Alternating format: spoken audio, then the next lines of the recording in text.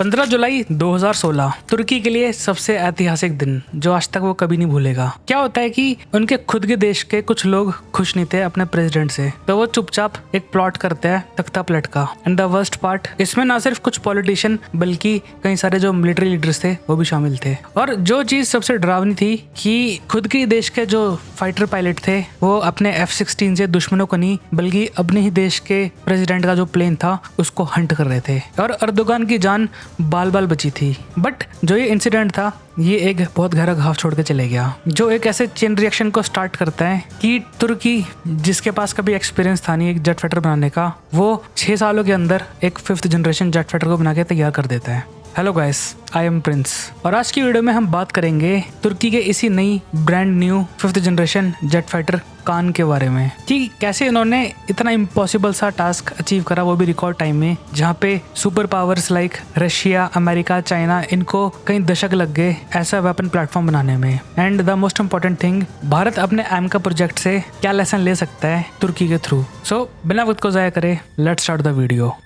तो इस कहानी को समझने के लिए हमें थोड़ा टाइम ही पीछे जाना पड़ेगा। तुर्की काफी पुराना कस्टमर है अमेरिका का एंड उन्होंने कई सारे F-16 के वेरिएंट्स परचेज करे हैं, ब्लॉक 30, 40 एंड 50, एंड उनकी संख्या थी लगभग 200 के करीब। बट टाइम के साथ साथ इनके जो एयर फ्रेम्स थे वो कमजोर पड़ते जा रहे थे एंड दे रियलाइज्ड कि अब इनको रिप्लेस करने का टाइम आ गया है। व्हाट बेटर कि अमेरिका एक नए प्रोग्राम के साथ चल रहा था, उनका F-35 प्रोग्राम, जिसका मकसद ये था कि एक F-22 का चीपर वेरिएंट बनाया जाए, ना सिर्फ हमारे लिए बल्कि हमारे जितने भी देश है नेटो के अंदर उनके लिए भी। सो तुर्की इस प्रोग्राम में एंटर कर जाता है, not as a customer but as a contributor की तरह। और उनकी जो पार्टनरशिप थी वो थी लेवल 3 की, जिसका मतलब ये था कि उनको स्टार्टिंग से ही इस F-35 प्रोग्राम में इंटीग्रेट करा गया था। और उनकी कई सारी जो डिफेंस कंपनियां थी जैसे कि ताय, रुख्स्तान, अय्यास, वो इस F-35 के लिए 900 से ज्यादा क्रिटिकल कंपोनेंट्स बनाएगी। एंड जो सबसे मेन इंपॉर्टेंट चीज थी कि जो सेंट्रल फ्यूजलाज होते हैं इस F-35 का मेन बॉडी और जो लैंडिंग गियर थे, जिसको बनाने के लिए काफी हाई प्रिसीजन एरोस्पेस पार्ट्स और एक्सपीरियंस की जरूरत पड़ती है, तो उसका जिम्मा तुर्की को सौंपा गया था। प्लान ये था कि वो अमेरिका से अपनी एयरफोर्स के लिए 100 से ज्यादा F-35A जेट फाइटर खरीदेंगे, जिससे उनको अपर हैंड मिलेगा मिडिल ईस्ट में और यूरोप के अंदर भी। और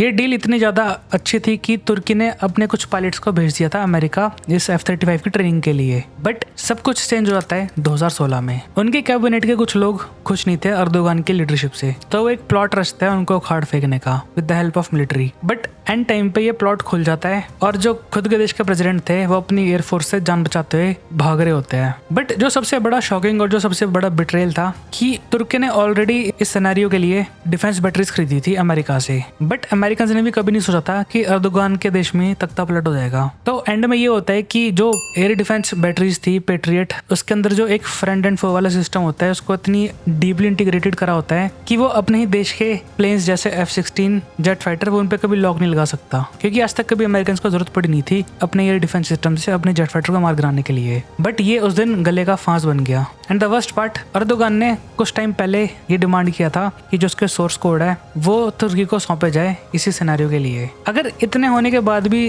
तुर्की के साथ और बुरा हो सकता था तो वो हुआ ठीक 2016-17 के आसपास, जब उन्होंने गलती से रशिया के Su-24 प्लेन को मार गिराया था और रशिया से काफी ज्यादा नाराज हो गया। बट इसी बीच उन्होंने क्या करा, मौके का फायदा उठाया एंड तुर्की को एक बड़ा अच्छा ऑफर दिया जिसको वो रिफ्यूज कर नहीं सकते थे। उनका खुद का S-400 सिस्टम, वो भी उनके टर्म्स पे and at a cheaper price.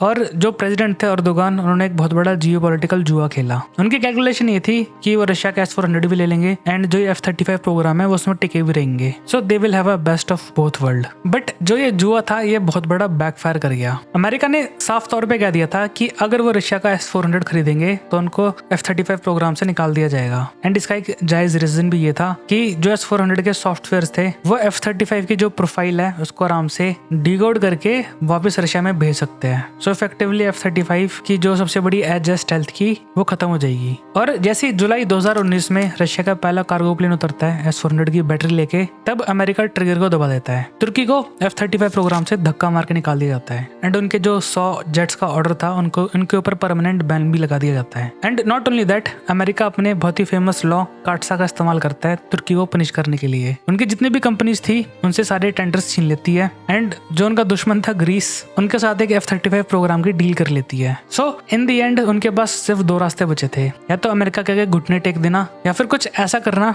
जिसके बारे में दुनिया में किसी ने सोचा ना हो। जो ये F-35 इंसिडेंट था ये बहुत बड़ा गहरा धक्का देके गया था तुर्की एज अ नेशन को। And here is the interesting thing, F-35 program से पहले वो ऑलरेडी एक 5th जनरेशन जेट फाइटर पे काम कर रहे थे जिसका नाम उन्होंने दिया था TFX, बट वो कागजों पे ही था। सो जैसे ही उनको F-35 प्रोग्राम से निकाला जाता है तो जितना पैसा उन्होंने बचा के रखा था ऐसे प्लेन्स को खरीदने के लिए, सो अब तुर्की उसको डाइवर्ट कर देता है इसी TFX प्रोग्राम में। एंड रातों रात उनको कुछ मिलियंस नहीं बल्कि बिलियंस ऑफ डॉलर की फंडिंग मिल जाती है। एंड ऊपर से जो टॉप लीडरशिप थी वहां से साफ ऑर्डर आता है कि अभी एक नॉर्मल डिफेंस प्रोग्राम नहीं है बल्कि अभी एक नाक का सवाल है, a national pride, either do और डाई। और इस एयरक्राफ्ट का नाम रखा जाता है कान, जिसका तुर्किक इतिहास में मतलब होता है किंग ऑफ किंग या रूलर ऑफ रूलर्स या फिर शहंशाह। एंड ठीक 7 साल बाद 2026 में इसकी जो सबसे पहली टेस्ट फ्लाइट है वो उसको सक्सेसफुली कंडक्ट कर लेता है, जिसके बारे में आजकल काफी ज्यादा वीडियो वायरल हो रही है। तो सबसे बड़ा सवाल ये है कि तुर्की ने रिकॉर्ड टाइम में करा कैसे एक 5th जनरेशन जेट फाइटर बनाना जिसको अमेरिका को बनाने में लगभग 25 से 30 साल लग गए थे। तो उन्होंने ऐसा क्या करा जो वाकई में काफी काबिल तारीफ है। तो अगर इसका जो सबसे पहला रीजन था तो वो था एक प्रैग्मेटिक इंजीनियरिंग पार्टनरशिप। तुर्की ने कोई ईगो में आके कदम नहीं उठाया,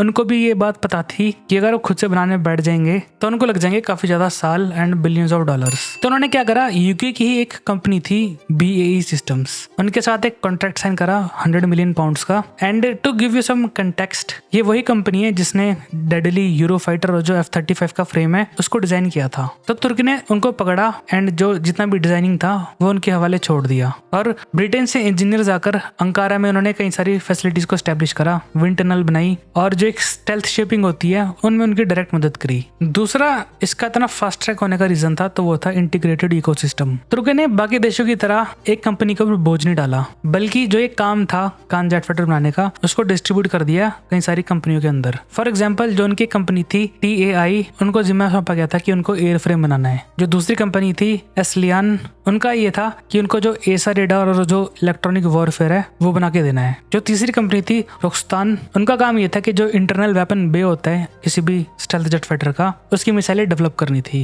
एंड चौथी जो कंपनी थी हैवलसान, उनको जिम्मा सौंपा गया था सॉफ्टवेयर और मिशन कंप्यूटर बनाने का। सो इफेक्टिवली इसने क्या करा कि पहला तो उसने एक्सपीरियंस दिया तुर्की को एक जेट फाइटर प्रोग्राम का एंड दूसरा इसने एम्प्लॉयमेंट जनरेट करी जो कि काफी मच नीडेड एक्सपीरियंस होता है। एंड यही एक रीजन है कि क्यों अमेरिका इतने केपेबल जेट फाइटर बना पाते हैं ना फर्स्ट प्लेस। तीसरा रीजन इसको रिकॉर्ड टाइम में बनाने का था कि तुर्की ने अपने ड्रोन्स का इस्तेमाल किया था as a flying test bed. So देखिए उनके कई सारे फेमस कॉम्बैट ड्रोन है जैसे कि किलजिमा और अंका 3। सो उन्होंने क्या करा कि जो ये कान जेट फाइटर का सॉफ्टवेयर था और जो उसके सेंसर थे उसको टेस्ट करने के लिए इन्हीं ड्रोन्स का इस्तेमाल किया गया था। और जब ये ग्राउंड पे बनकर तैयार हो रहा था फैक्ट्रीज के अंदर तो जो ये ड्रोन्स थे ये ऑलरेडी उस एक्सपीरियंस को इकट्ठा करके इंटीग्रेट कर रहे थे सॉफ्टवेयर में। सो यू कैन से कि तुर्की ने एक सॉर्ट ऑफ चीट कोड निकाला था एक्सपीरियंस का। सो इसका नतीजा एंड में ये निकला कि जो ये फुल कंसंट्रेटेड एफर्ट था सही जगह पे, तुर्की इसको बनाने में सक्सेसफुल हो जाता है वो भी 10 साल के अंदर अंदर। And not only that, prototype बनकर तैयार भी हो गया एंड उसकी टेस्ट फ्लाइट भी हो गई।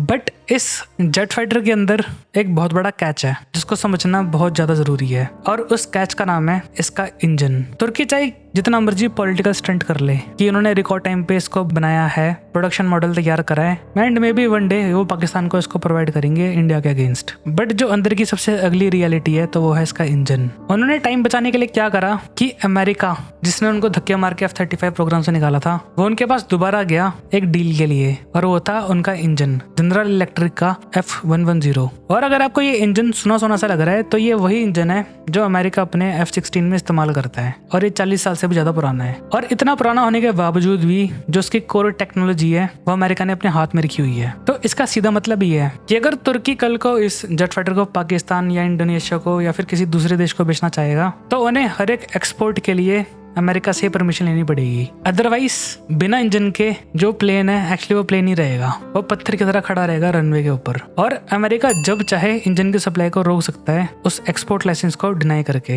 एंड पीछे की जो पूरी सप्लाई चेन है इस जेट फाइटर की वो आराम से रुक सकती है रातों रात। बट आपके दिमाग में सवाल आ रहा होगा कि अगर तुर्की ने इतने सारे स्टेप्स उठा लिए थे सो व्हाई नॉट उन्होंने इंजन के लिए इतनी मेहनत करी। सो देखिए इसके पीछे का जो सबसे बड़ा चैलेंज है तो वो है इंजीनियरिंग एंड फिजिक्स। जो ये 5th जनरेशन जेट फाइटर होता है और अगर आपको इसके बारे में डिटेल में जानना है कि एग्जैक्टली क्या होता है सो मैंने इसके ऊपर वीडियो बनाई थी अभी कुछ दिन पहले, so do check that out. तो इनके जो इंजन होते हैं वो काम करते हैं 1800 डिग्री सेल्सियस से ऊपर, उस टेम्परेचर पे जहाँ पे बहुत सारे मेटल पिघल जाते हैं। एंड यहीं पे जो सबसे बड़ा काम आता है तो वो होता है सिंगल क्रिस्टल सुपर एलॉयज का। और इनको ऐसे डिजाइन करा जाता है कि इनके अंदर एक छोटी सी एजिंग होती है सो दैट वो इस ब्लेड को कूल रख सके। और ये इतनी हार्ड टेक्नोलॉजी है कि दुनिया में सिर्फ 4-5 देश ही बना पाया है, बट असल लड़ाई में इसको सिर्फ अमेरिका ही इस्तेमाल करता है। एंड एज एक्सपेक्टेड जो तुर्की था उनको भी इस बात का पता था कि अगर वो अपना इंजन बनाने जाएंगे तो वो आराम से 20 या 25 साल लग सकते हैं। So as a fast track model उन्होंने क्या करा कि इस टाइम पे जो अपना F-16 का इंजन है ट्राइड एंड टेस्टेड, जिसकी ऑलरेडी सप्लाई चेन एस्टेब्लिश्ड है तुर्की के अंदर, तो वो उठा के इस टाइम पे इसमें लगा रखा है। एंड दे आर होपिंग कि जो ये उनका इंजन है TF-35,000 वो बन के तैयार हो जाएगा लगभग 2030 या 2035 के बीच में। तब तक जो ये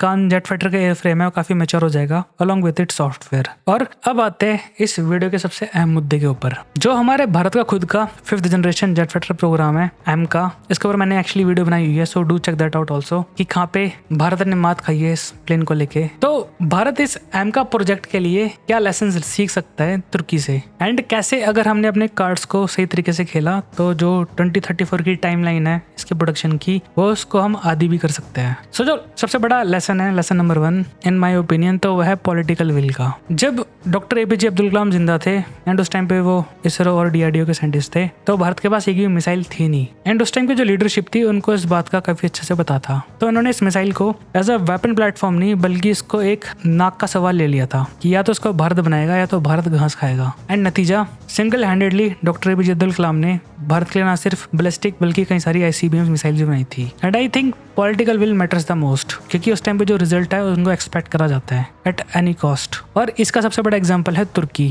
थ्योरेटिकली उनको तो काफी साल लग जाने चाहिए थे, बट उन्होंने रिकॉर्ड 10 साल के अंदर एक प्लेन को 0 से डेवलप करके उड़ा भी दिया। और भारत को भी कहीं ना कहीं जो ये 5th जनरेशन जेट फाइटर की जो नीड है उसको एक नेशनल इमरजेंसी में घोषित करनी पड़ेगी, फंड्स को डाइवर्ट करना पड़ेगा एंड काफी सख्त कदम उठाने पड़ेंगे ताकि इसको रिकॉर्ड टाइम में भारत बना सके। सेकंड जो लेसन भारत ले सकता है तुर्की से तो वो है targeted consultancy over endless research and development. तो देखिए DRDO की भी एक फिलॉसफी है कि जो भी बनाना है वो भारत के लिए खुद बनाना है इन हाउस, बट यहाँ पे टाइम सबसे बड़ा फैक्टर है, स्पेशली अगर हम चाइना को कंटेक्स्ट में रखें। ऑलरेडी वो अपने 5th जनरेशन जेट फाइटर की जो प्रोडक्शन है वो काफी बढ़ा चुके हैं एंड उनकी संख्या लगभग 250 से लेकर 300 के बीच में है और ऑलरेडी भारत के बॉर्डर से डिप्लॉय करा हुआ है। बट इसी टाइम पे हमारे DRDO और जो HAL है उनका मकसद ये है कि सब कुछ इन हाउस बनाना है। बात तो सुनने में अच्छी लगती है, बट क्या फायदा जब इसकी सबसे ज्यादा जरूरत होगी एंड ये उस टाइम पे भी रिसर्च एंड डेवलपमेंट के फेज में हो। सो इट्स बेटर कि जो तुर्की ने किया था रिसर्च एंड डेवलपमेंट का, डायरेक्टली उन्होंने UK की BAE सिस्टम से कॉन्ट्रैक्ट लिया था।